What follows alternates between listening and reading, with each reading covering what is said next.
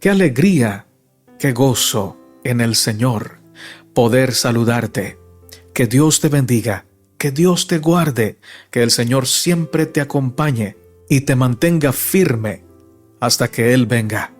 Les doy la bienvenida a este video que contiene el comentario día por día de la lección número 4, titulada El costo del descanso.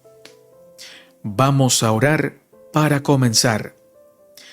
Misericordioso Padre que estás en el cielo, santificado y glorificado sea tu nombre. Gracias te doy, Señor, por tu palabra santa, por alimentarnos con el maná del cielo y saciar nuestra sed de justicia con el agua de vida.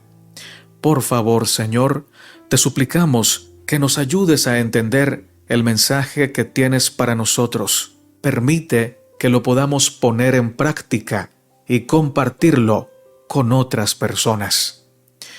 Oramos en el nombre de Jesús. Amén, Señor.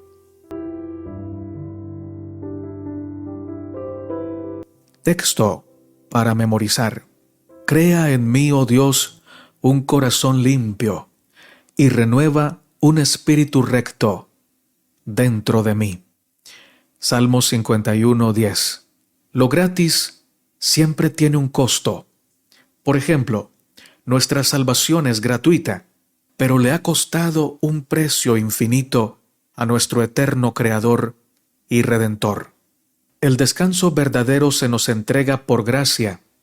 No tenemos que pagar por él, y tampoco podemos pagar por él. Ninguna moneda o esfuerzo humano podría pagarlo. El costo de nuestro descanso en Cristo le ha valido al cielo un precio muy alto.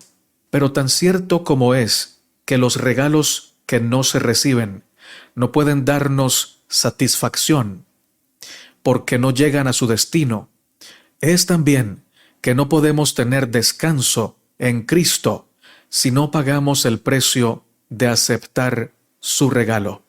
Hemos salido del corazón de Dios y nuestro corazón jamás tendrá descanso si no vivimos en acuerdo a los deseos de su corazón para nosotros.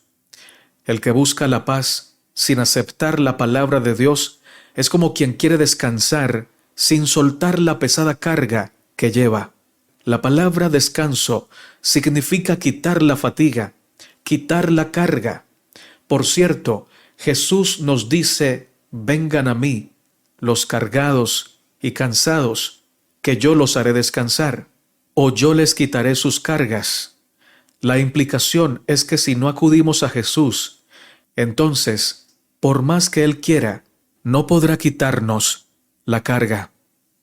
El espíritu de profecía nos dice lo siguiente: Dios desearía que confiara en su amor y que protegiera constantemente su alma, cerrando las puertas de sus pensamientos para que no se tornen ingobernables, porque cuando usted permite que la mente albergue esos sentimientos de compasión propia, el enemigo entra para sugerirle los pensamientos más desprovistos de bondad y poco razonables.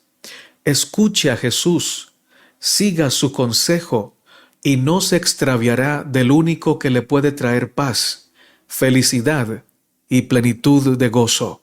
Cualquier cosa que los demás puedan pensar de nosotros o puedan hacernos, no necesita interrumpir esta unidad con Cristo, esta comunión del Espíritu. Usted sabe que no podemos encontrar reposo en ningún lugar fuera de Cristo. Hijos e hijas de Dios, página 300.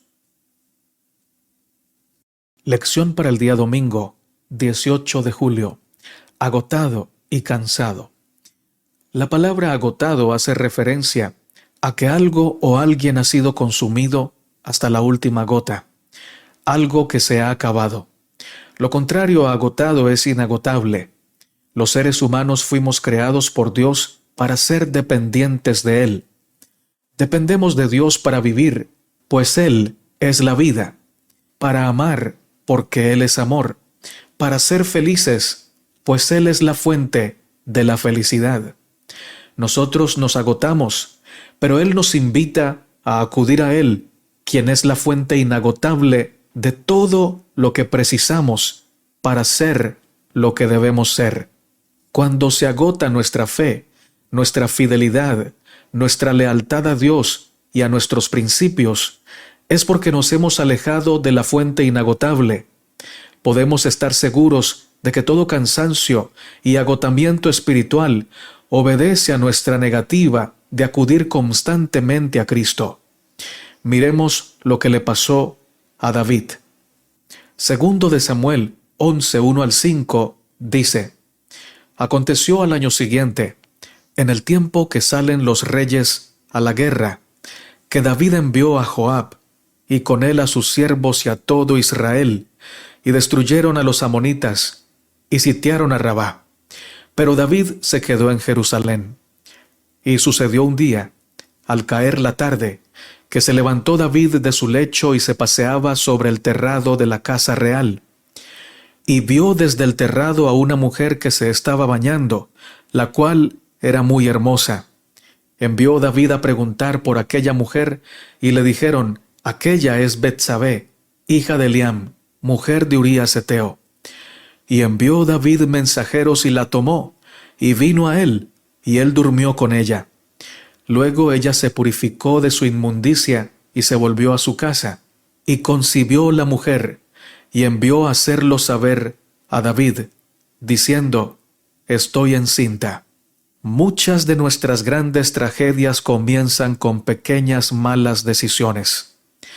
Una pequeña mala decisión que realizamos, creyendo que no va a tener repercusión alguna, termina convirtiéndose en un gran mal para nosotros y para los que nos rodean. Estar en el lugar incorrecto nunca es una decisión correcta y además causa graves males. Si Dios te ha llamado a ser padre o madre, o esposo o esposa fiel, no huyas de ese cometido. Preferir estar en otro lugar es una irresponsabilidad que se paga caro.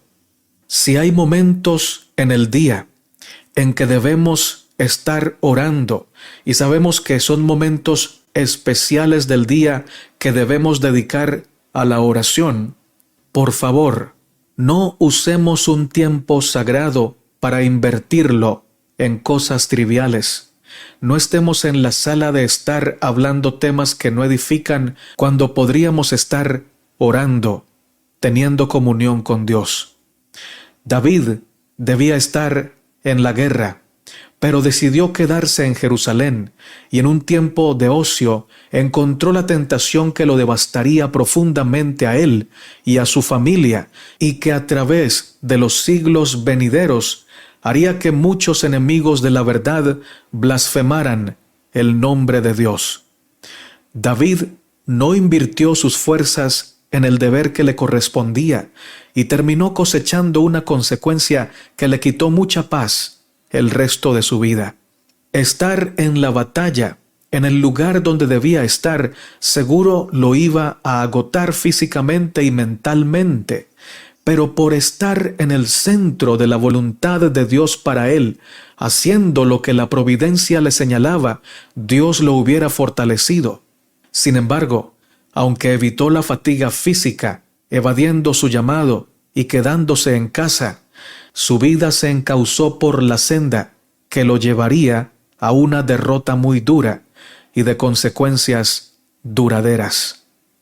Si Dios te llama a la batalla, el lugar más seguro para ti es la batalla.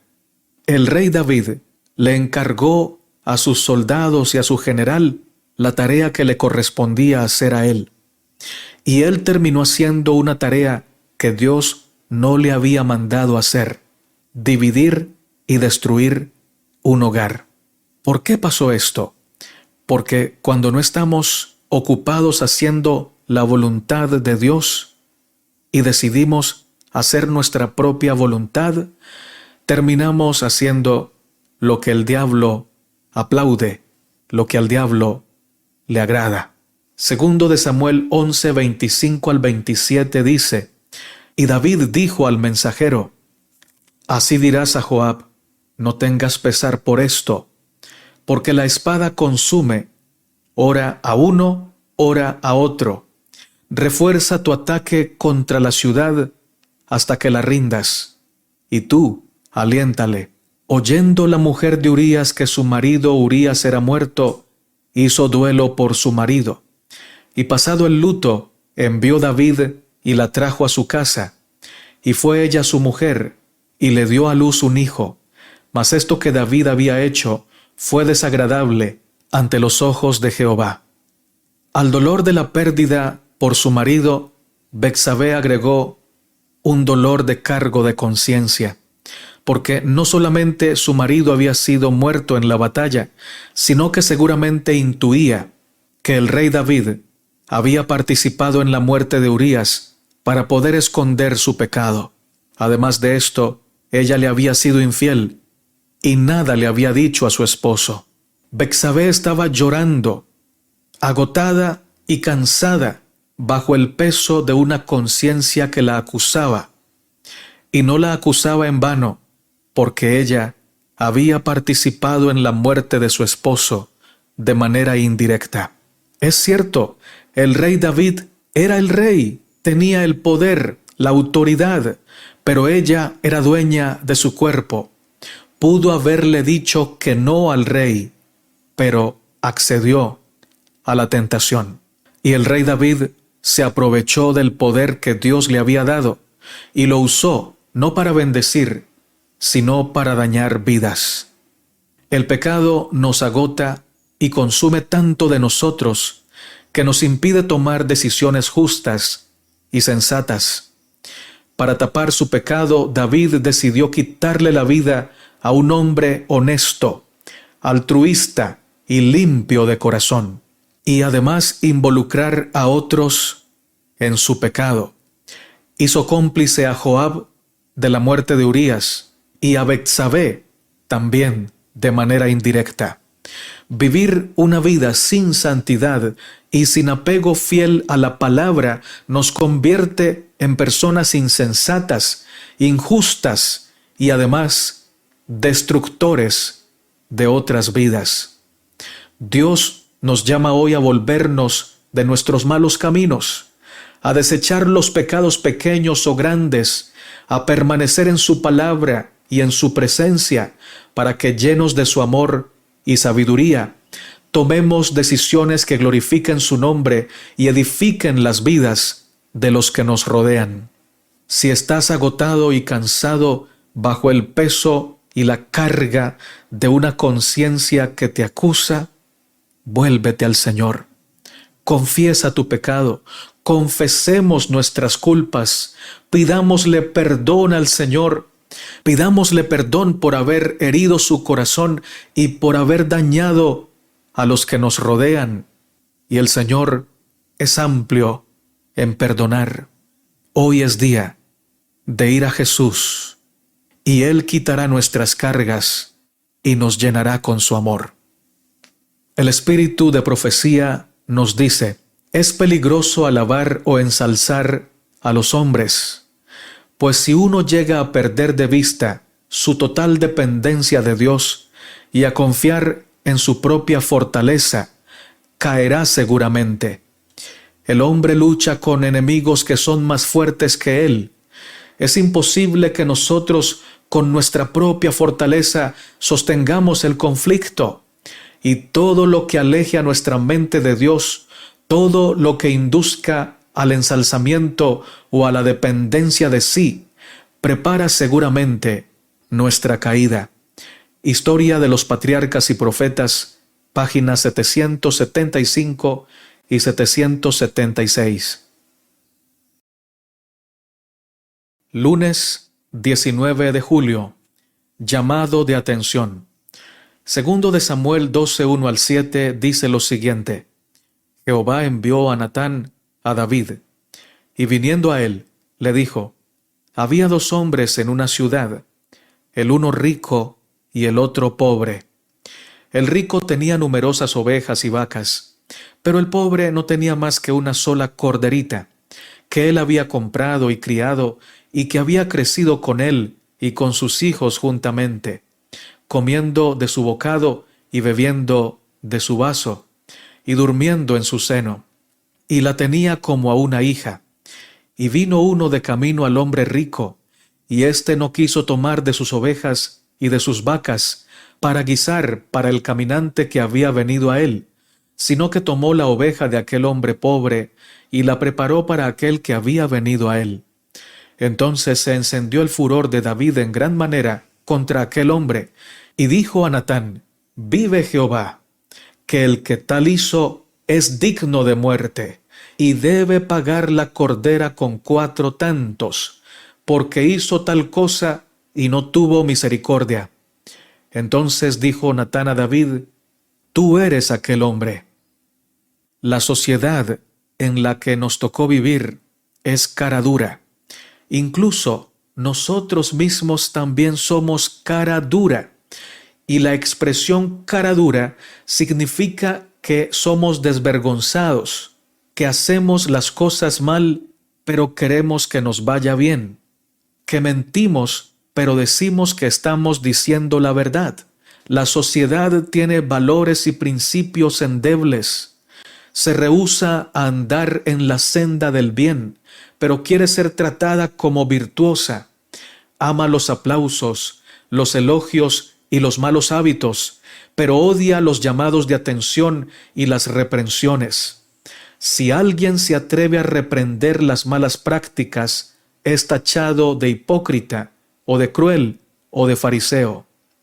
En la Biblia no vemos a un Dios indiferente que guarda silencio ante la injusticia, que deja que los malos se salgan con la suya. Dios es amor, y por ser amor es franco, directo, y no tiene miedo de decir la verdad, aunque diciendo la verdad ofenda nuestras sensibilidades. Por esta razón déjame decirte lo siguiente: bienaventurado el varón que no anduvo en consejo de malos, ni estuvo en camino de pecadores, ni en silla de escarnecedores se ha sentado, sino que en la ley de Jehová está su delicia, y en su ley medita de día y de noche. Pero ay de aquel varón o de aquella dama que se burla de la palabra de Dios, que se burla de su cónyuge, que hace sufrir a sus hijos, participando del adulterio, participando de una infidelidad, o dañando el buen nombre de otras personas o de sus líderes. Dios es un Dios detallista, así como se fija y se goza cuando tú y yo le damos un vaso de agua a una persona que lo necesita, o por cuanto es discípulo del Señor y Él dice que aún ni siquiera un vaso de agua se quedará sin recompensa. Es también cierto que Él se fija en las mentiras que decimos, en las críticas mordaces que hacemos contra otros, en la infidelidad secreta que manejamos en contra de nuestro cónyuge. La lección de hoy nos llama al arrepentimiento, nos llama a reconocer que el pecado es peligroso y que con el pecado no podemos jugar, y que además el Señor sabe cuáles son nuestros caminos. Hay 2 aspectos que me gustaría resaltar en esta lección. Primero, David pecó y se guardó su pecado. Creyó que nadie lo iba a descubrir y se olvidó que a Dios no lo podía engañar ni sobornar. Nadie se puede burlar de Dios. Por más alto que sea el cargo que tengamos, el pecado es pecado y tarde o temprano llega el ajuste de cuentas. David es un ejemplo claro de que cuando nos entregamos a un pecado y desechamos o menospreciamos la palabra de Dios, nuestros sentidos se atrofian y nuestro discernimiento se acaba. También podemos ver en la historia de David que cuando somos culpables de un pecado, pero lo guardamos en secreto, eso no nos impide ser jueces severos de otras personas que pecan, e incluso tratarlos como si fueran peores que nosotros, cuando en realidad nuestro pecado es mayor. David no pudo esconder su pecado para siempre. No hay nada escondido que no haya de salir a la luz. Segundo, quien reprendió a David fue un profeta de Dios, alguien que vivía constantemente dependiendo del Señor y era un ejemplo moral en Israel. El pecado de David parecía secreto, sin embargo era público, solo que nadie se atrevía a reprender al rey por miedo a ser castigado severamente por su autoridad real. La gente sin moral murmuraban del rey y hasta usaban su pecado para ellos sentirse libres de hacer lo mismo. Pero ninguno tenía la valentía de enfrentar al rey.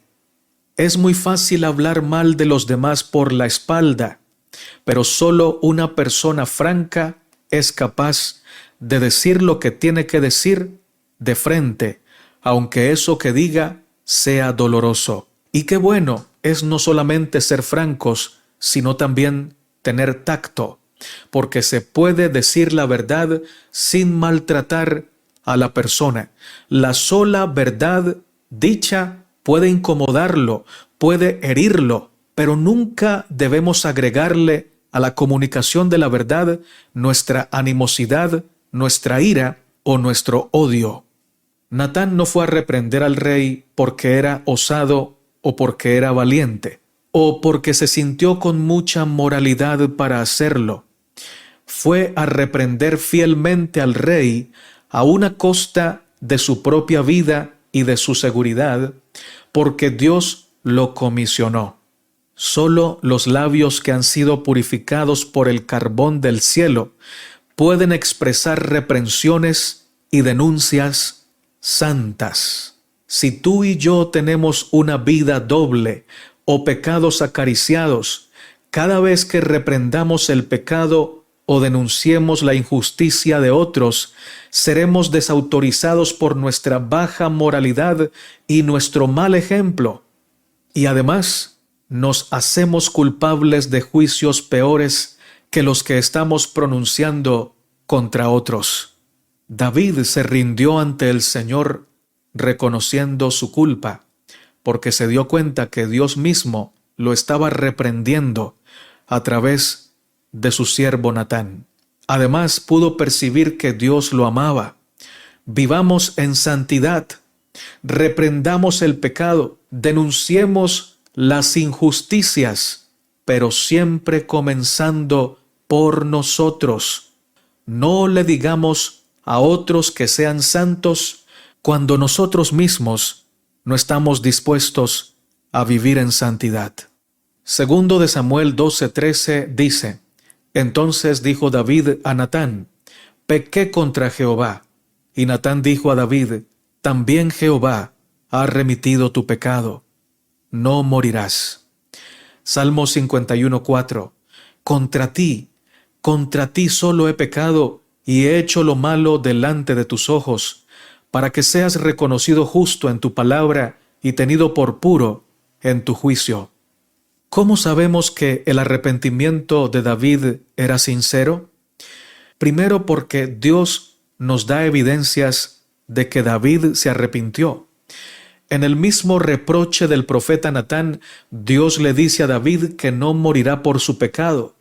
Y esto se refiere a que, aunque Dios lo estaba juzgando como adúltero, le perdonó la vida. No fue apedreado, pero también le describe una cantidad tremenda de consecuencias que tendría que soportar el resto de su vida. Dice el espíritu de profecía: el reproche del profeta conmovió el corazón de David, se despertó su conciencia y su culpa le apareció en toda su enormidad. Su alma se postró en penitencia ante Dios. Con labios temblorosos exclamó: Pequé contra Jehová. Todo daño o agravio que se haga a otros se extiende del perjudicado a Dios. David había cometido un grave pecado contra Urías y Betsabé y se daba cuenta perfecta de su gran transgresión. pero mucho más grave era su pecado contra Dios. Patriarcas y Profetas, páginas 779 y 781. Lección para el día martes, 20 de julio. ¿Perdonado y olvidado?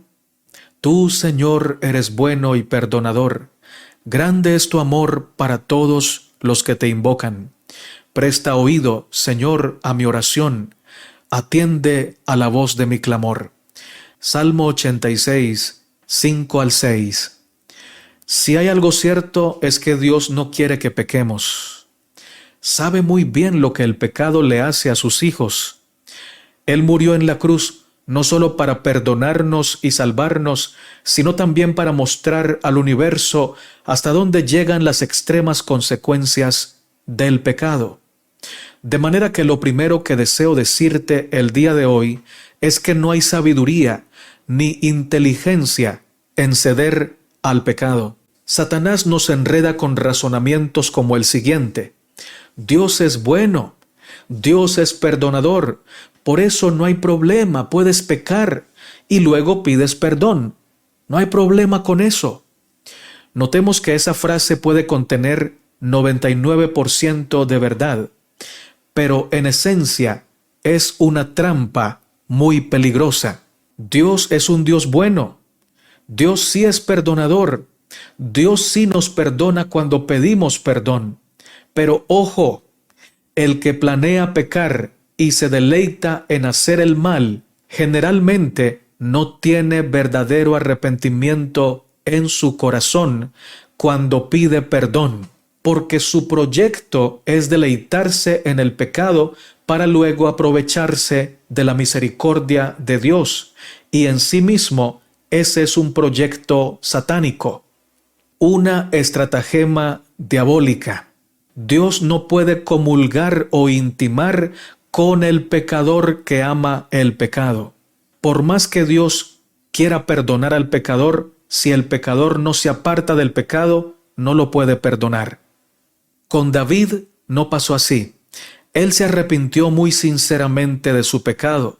Dios lo perdonó completamente, pero eso no implicó que no tuviera que recoger las consecuencias de su mal proceder. Dios perdona, Dios olvida, pero el pecado y la existencia no perdonan ni olvidan. Por ejemplo, una persona que sabía que adulterar era malo y sin embargo se entregó al adulterio por años o por meses o por días. Finalmente su cónyuge se entera y le duele tanto ese proceder que decide finalizar su matrimonio después de mucha oración. La pregunta es, ¿Dios puede perdonar al adúltero? La respuesta es, claro que sí, si él o ella están verdaderamente arrepentidos. Otra pregunta, ¿debe el esposo herido o la esposa herida perdonar? Sí debe perdonar. En algunos casos se perdona, se olvida y se da otra oportunidad para seguir adelante con el matrimonio. En otros casos se perdona y se olvida, pero la parte afectada o herida no puede o no desea continuar con el matrimonio una vez se han roto los votos matrimoniales. Y reiteramos, la parte culpable, si se arrepiente, puede ser perdonada por Dios, pero cuán triste le será cargar con la consecuencia de haber perdido su matrimonio por no haber respetado la palabra del Señor y los votos matrimoniales. Por eso la importancia de permanecer en oración, de permanecer con Jesús, de pedirle al Señor que nos ayude a ser fieles, que no nos deje ceder a la tentación y que una vez llegue la tentación la rechacemos en el nombre de Jesús. Pensemos en el dolor que le vamos a causar a Dios. Pensemos en el dolor que le vamos a causar a la persona con la que estamos cometiendo ese pecado. Pensemos en el dolor que le vamos a causar a nuestro cónyuge, a nuestros hijos. Pesemos ese dolor contra el placer momentáneo. ¿Cuál de esos pesa más? Debe pesar más, primero, el amor al Señor, segundo, el amor por nuestra familia, nuestro cónyuge, nuestros hijos, y tercero, el amor por el prójimo a quien estamos dañando al permitirle llegar a adulterar nuestro hogar. Este es solo un ejemplo, pero tú puedes aplicar este ejemplo a múltiples pecados, tanto grandes como pequeños. Todo pecado tiene una consecuencia. Segundo de Samuel 12, 10 al 16 nos dice: por lo cual no se apartará jamás de tu casa la espada, por cuanto me menospreciaste, y tomaste la mujer de Urías Heteo para que fuese tu mujer. Así ha dicho Jehová: he aquí yo haré levantar el mal sobre ti de tu misma casa, y tomaré tus mujeres delante de tus ojos, y las daré a tu prójimo, el cual yacerá con tus mujeres a la vista del sol, porque tú lo hiciste en secreto, mas yo haré esto delante de todo Israel y a pleno sol. Entonces dijo David a Natán: pequé contra Jehová. Y Natán dijo a David: también Jehová ha remitido tu pecado. No morirás. Mas por cuanto con este asunto hiciste blasfemar a los enemigos de Jehová, el hijo que te ha nacido ciertamente morirá. Y Natán se volvió a su casa, y Jehová hirió al niño que la mujer de Urías había dado a David, y enfermó gravemente. Entonces David rogó a Dios por el niño, y ayunó David, y entró, y pasó la noche acostado en tierra. Las consecuencias de nuestro pecado nos alcanzan siempre. Por ello, Dios no quiere que pequemos. Por eso nos llama, nos ruega, nos busca y siempre nos rodea con sus santas influencias para que vivamos alejados del pecado. Sin embargo, como sabemos, Él no nos obliga a hacer su voluntad. Nos dice claramente cuáles son los resultados de vivir en santidad y las consecuencias seguras de nuestras malas decisiones. David fue perdonado, pero le tocó sufrir la pérdida del niño que esperaba Betsabé. Cada vez que alguno de sus hijos se levantó contra él, recordaba cómo su autoridad había sido menoscabada por el pecado cometido. Tuvo hijos que practicaron vil inmoralidad en su propio palacio, con sus propias esposas, y que atentaron vilmente contra la ley de Dios de diferentes maneras. Un solo pecado puede arruinar una vida completa. También debemos decir que en la mayoría de los casos la historia no termina como la de David. Por lo menos el rey David, a pesar de todas las terribles consecuencias que tuvo que vivir, se arrepintió y por la gracia de Dios estará en la patria celestial porque fue perdonado. Sufrió mucho por las consecuencias de su pecado, pero finalmente estará en la eternidad con el Señor. Por otro lado, hay millones que por haberse entregado al pecado no solo tuvieron que recoger duras consecuencias en la tierra, sino que también se van a perder de vivir con Cristo por la eternidad, porque además de que pecaron, se gozaron en pecar y no se arrepintieron. Despreciaron y desprecian el llamado de Dios al arrepentimiento. Salmo 51, 1 al 6 dice: ten piedad de mí, oh Dios, conforme a tu misericordia, conforme a la multitud de tus piedades, borra mis rebeliones. Lávame más y más de mi maldad y límpiame de mi pecado. La verdadera confesión es siempre de carácter específico y reconoce pecados particulares. Pueden ser de tal naturaleza que deban ser presentados solamente ante Dios. Pueden ser ofensas que se deben confesar a individuos que han sido dañados por causa de ellos, o pueden ser de tipo general que deben ser presentados ante el pueblo. Pero toda confesión debe ser definida y al punto, reconociendo los pecados mismos de que sois culpables. la confesión no será aceptable ante Dios sin un arrepentimiento y reforma sinceros. Han de haber cambios decididos en la vida. Todo lo que ofende a Dios ha de ser puesto a un lado. Este será el resultado de una tristeza genuina por el pecado. Testimonios para la Iglesia, tomo 5, páginas 601 y 602. Miércoles 21 de julio. Algo nuevo. Salmo 51, 10 al 12 dice: Crea en mí, oh Dios, un corazón limpio, y renueva un espíritu recto dentro de mí. No me eches de delante de ti, y no quites de mí tu Santo Espíritu. Vuélveme el gozo de tu salvación, y espíritu noble me sustente. Solo la obra del Espíritu Santo en nuestro ser nos puede convencer de que nuestro pecado es pecado.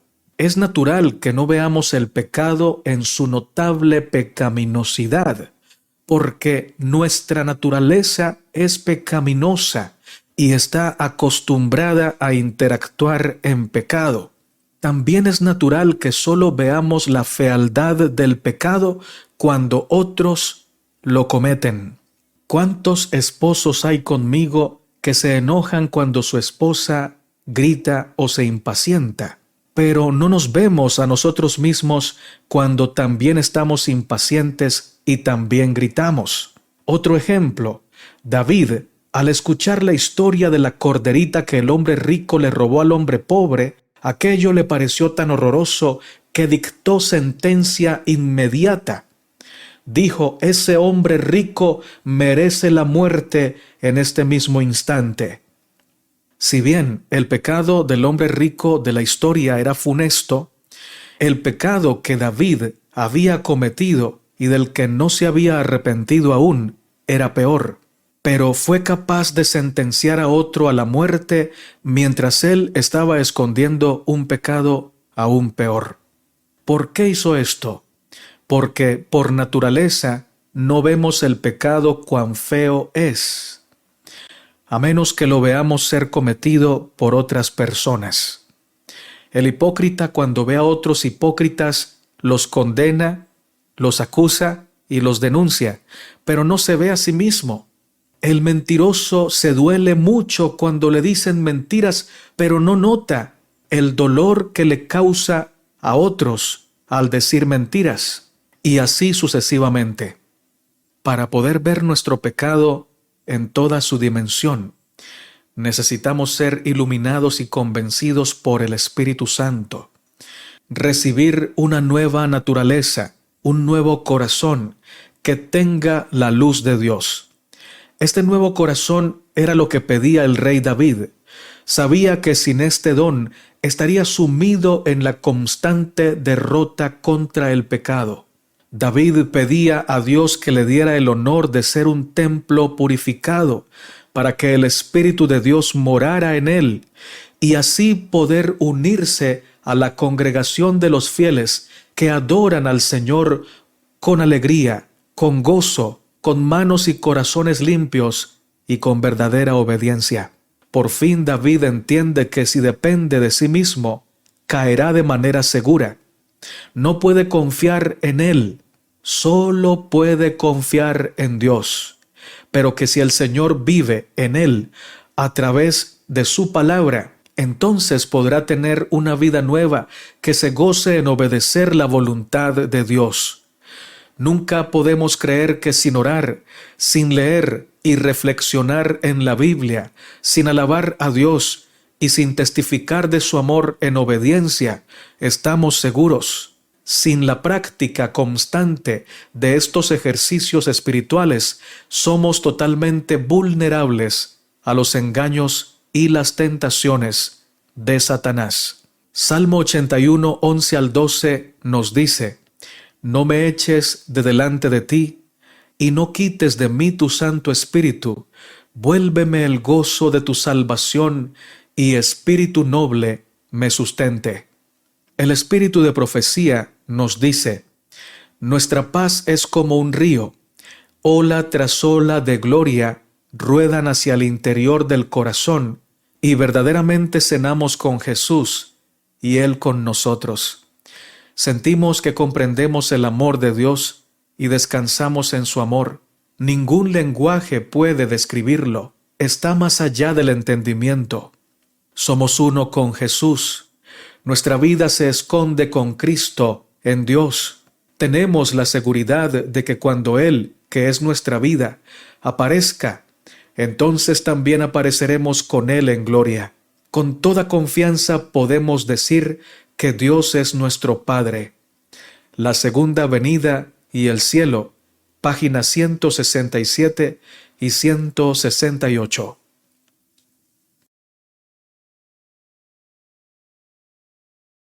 Jueves 22 de julio. Reflectores de la luz de Dios. Salmo 51, 13 al 17 nos dice: Entonces enseñaré a los transgresores tus caminos, y los pecadores se convertirán a ti. Líbrame de homicidios, oh Dios, Dios de mi salvación. Cantará mi lengua tu justicia. Señor, abre mis labios, y publicará mi boca tu alabanza. Porque no quieres sacrificio, que yo lo daría. No quieres holocausto. Los sacrificios de Dios son el espíritu quebrantado. Una poderosa razón por la que Dios comisionó a la iglesia, una obra que aunque los ángeles quieren hacer, no pueden hacer, es porque solo un pecador regenerado puede ser un argumento irrebatible a favor del poder transformador del Evangelio.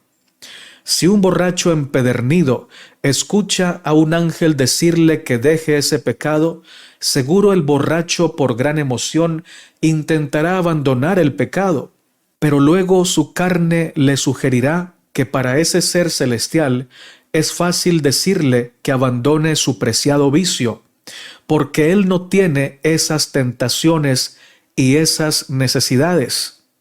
Sin embargo, cuando quien predica y llama al arrepentimiento es un hombre o una mujer de la familia humana que ha pasado por pruebas y tentaciones y que tiene debilidades, pero al aceptar a Cristo ha sido regenerado, entonces los demás pecadores al escucharlo tendrán una fuerte motivación. Dirán: si Él pudo, yo también puedo, porque el mismo Cristo que lo ha salvado y regenerado me puede salvar y me puede cambiar. Aunque muchos de los enemigos de Dios se han aprovechado del pecado cometido por David para burlarse de la Biblia e incluso de la justicia de Dios, los que son sinceros y aman a Jesús encuentran en esta historia muchas lecciones valiosas para conocer a Dios y su trato para con el pecador arrepentido. La redención del rey David nos muestra que Dios está dispuesto a perdonarnos de toda maldad si reconocemos nuestro pecado. También nos enseña que de una historia triste Dios puede sacar lecciones de redención. Aprendemos con esta historia de que no es buena la elección de ceder a la pasión. El placer es momentáneo, pero las consecuencias son permanentes y dolorosas, por lo menos mientras estemos en esta tierra. Cuando hemos sido arrastrados en el polvo por causa de las consecuencias de nuestro pecado, el enemigo nos susurra que Dios ya no nos va a recibir y a perdonar más. Pero incluso desde esa postración y extrema humillación podemos levantar la mirada al cielo y elevar un clamor sincero y urgente: Señor, sálvame, que perezco. Y Él extiende su mano de amor para salvar a su oveja que se había extraviado. Corre al camino para adelantarse al hijo pródigo que regresa arrepentido. Luego, fundamentados en ese gran amor y llenos de esa poderosa luz, la luz de la vida, la luz del amor, después de haber sido perdonados, surge en nosotros un deseo vehemente de ser leales, de ser fieles e inconmovibles en la verdad y aguerridos misioneros proclamadores del mensaje de aquel que nos amó tanto, que nos rescató, perdonó y transformó. El Salmo 51 ha sido un cántico de humillación y arrepentimiento que ha bendecido y tocado millones de almas. Surgió como una ofrenda ante la majestad de Dios y en honor a su infinita gracia y misericordia. El pecador que ha experimentado el amor y la misericordia de Dios no decide seguir pecando, más bien se entrega por completo a servir al Rey de Reyes, porque aquel a quien mucho se le perdona, mucho ama. Primera de Juan 1:9 dice: si confesamos nuestros pecados, Él es fiel y justo para perdonar nuestros pecados y limpiarnos de toda maldad. El espíritu de profecía nos dice: ningún hombre puede impartir lo que él mismo no ha recibido. En la obra de Dios, la humanidad no puede generar nada. Ningún hombre puede por su propio esfuerzo convertirse en un portaluz de Dios. Es el amor de Dios continuamente transferido al hombre lo que lo capacita para impartir luz. En el corazón de todos los que están unidos a Dios por la fe, el áureo aceite del amor fluye libremente para brillar en buenas obras, en un servicio real y sincero por Dios. Palabras de vida del Gran Maestro, página 344 y 345. Lección para el día viernes 23 de julio, para estudiar y meditar. Dice el espíritu de profecía: cuando él estaba cómodo, tranquilo y seguro de sí mismo, se separó de Dios, se dio a las tentaciones de Satanás y atrajo sobre su alma la mancha de la culpabilidad. El hombre designado por el cielo como caudillo de la nación, el escogido por Dios para ejecutar su ley, violó sus preceptos. Por sus actos, el que debía castigar a los malhechores, les fortaleció las manos. Tremenda frase del espíritu de profecía. Sigo leyendo. En medio de los peligros de su juventud, David, consciente de su integridad, podía confiar su caso a Dios. La mano del Señor le había guiado y hecho pasar sano y salvo por infinidad de trampas tendidas a sus pies. Pero ahora, culpable y sin arrepentimiento, no pidió ayuda ni dirección al cielo, sino que buscó la manera de desenredarse de los peligros en que el pecado le había envuelto. Betsabé, cuya hermosura fatal había resultado ser una trampa para el rey, era la esposa de Urías el Eteo, uno de los oficiales más valientes y más fieles de David. Nadie podía prever cuál sería el resultado si se llegase a descubrir el crimen. Todo esfuerzo de David para ocultar su culpabilidad resultó fútil. En su desesperación, se apresuró a agregar un asesinato a su adulterio. El que había logrado la destrucción de Saúl trataba ahora de llevar a David también a la ruina. Aunque las tentaciones eran distintas, ambas se asemejaban en cuanto a conducir a la transgresión de la ley de Dios. Urías fue hecho portador de su propia sentencia de muerte. El rey envió por su medio una carta a Joab en la cual ordenaba: poned a Urías delante de la fuerza de la batalla y desamparadle para que sea herido y muera. Joab, ya manchado con la culpa de un asesinato protervo, no vaciló en obedecer las instrucciones del rey, y Urías cayó herido por la espada de los hijos de Amón. Aquel que antes tenía tan sensible la conciencia y alto el sentimiento del honor que no le permitían, ni aun cuando corría peligro de perder su propia vida, levantar la mano contra el ungido del Señor, se había rebajado tanto que podía agraviar y asesinar a uno de sus más valientes y fieles soldados y esperar gozar tranquilamente el premio de su pecado. ¡Ay! ¡Cuánto se había envilecido el oro fino! ¡Cómo había cambiado el oro más puro! Patriarcas y Profetas, páginas 776 y 778. Creo que al escuchar esto te pasa lo mismo que a mí. Se quebranta tu corazón y en mi caso mi corazón y mi voz, porque creo que en muchas ocasiones ni siquiera hemos sido oro fino, porque David por lo menos fue oro fino en una época de su vida antes de ser rey, cuando respetaba la presencia del Señor, cuando respetaba la unción de Saúl, cuando pudiéndole quitar la vida a Saúl y de esa manera pudiendo llegar más rápido al trono, él decía: nunca levantaré mi mano contra el ungido de Jehová. Pero ese oro puro se había envilecido, el oro fino se había opacado. Por el poder de la adulación, el engaño de la autoridad y sobre todo por estar en donde no debía estar.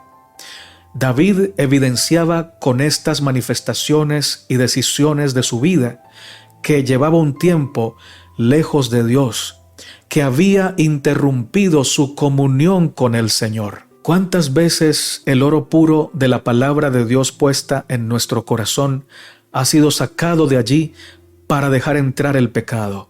¿Cuántas veces hemos herido el corazón del Padre Celestial al pecar, al burlarnos de otras personas, al hacer sufrir a un miembro de nuestra familia?